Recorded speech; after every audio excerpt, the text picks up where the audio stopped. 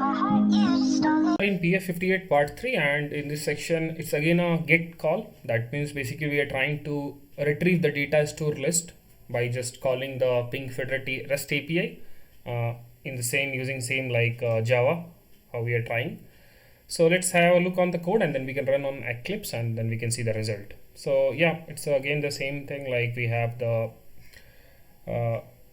package declaration, then import the SSL TLS classes, import buffer reader, right? So we have imported everything like as we have seen in the previous methods, because we are again just doing the get call, right? So in that, like, just define the class and then just define the API username, password, and then in the main function just to execute the program. Right now we are just bypassing the SSL certificate validation, so this is the code for that. And then we have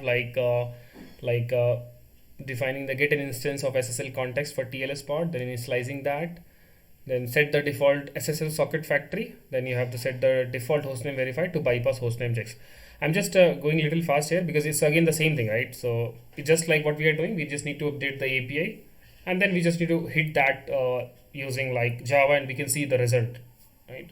Remaining things are same, like we have already seen in our previous two examples that to create a URL object with the API endpoint, and then we have the headers part with the XXRF ping federate, and then the accept part application JSON, and then defining the HTTP basic authentication, then get the response code, read the response from the input stream, then like close the buffer reader and then print the response. So there are two things we are printing, right? One is the response code, whether the API call has successfully done or not, like 200 or something, whatever. If it's error, it can give other things. And at the same time we are just printing the final response, right, the final JSON data, and then yeah, defining the exception handling. So let's quickly jump to the Eclipse and let me run this. This is the code. Let me run this. Yeah.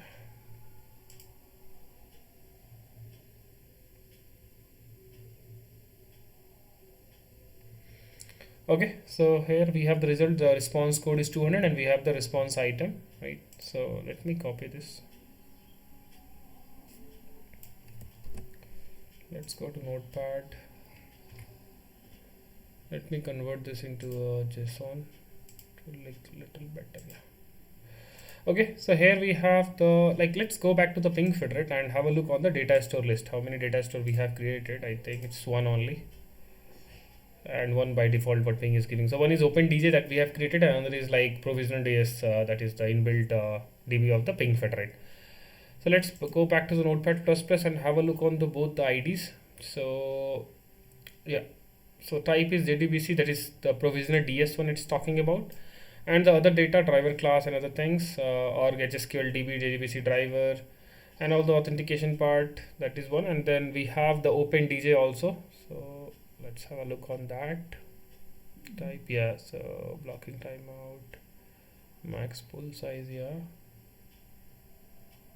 and lab type generic.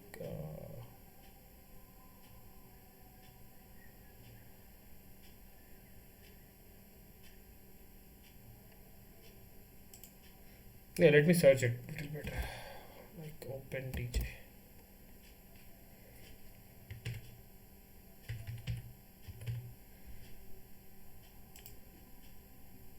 Okay, it's not finding. Maybe let me search like this. Okay, let me remove the match case. Okay, here we have the OpenDJ.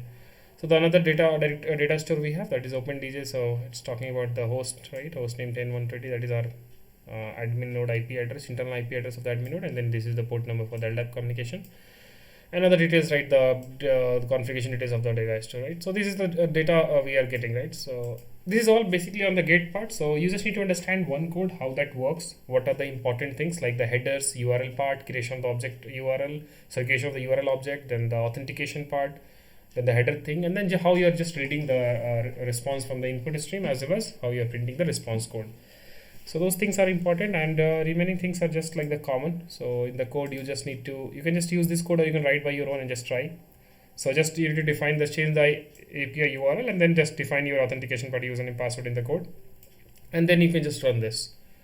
Okay, so this is the API for the data store part, and you can get all this API from this API documentation, okay, as I shown you in the first session.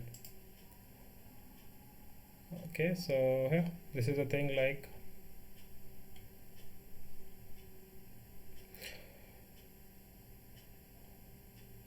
and we are just using the get method here. So yeah, we can just try with post also.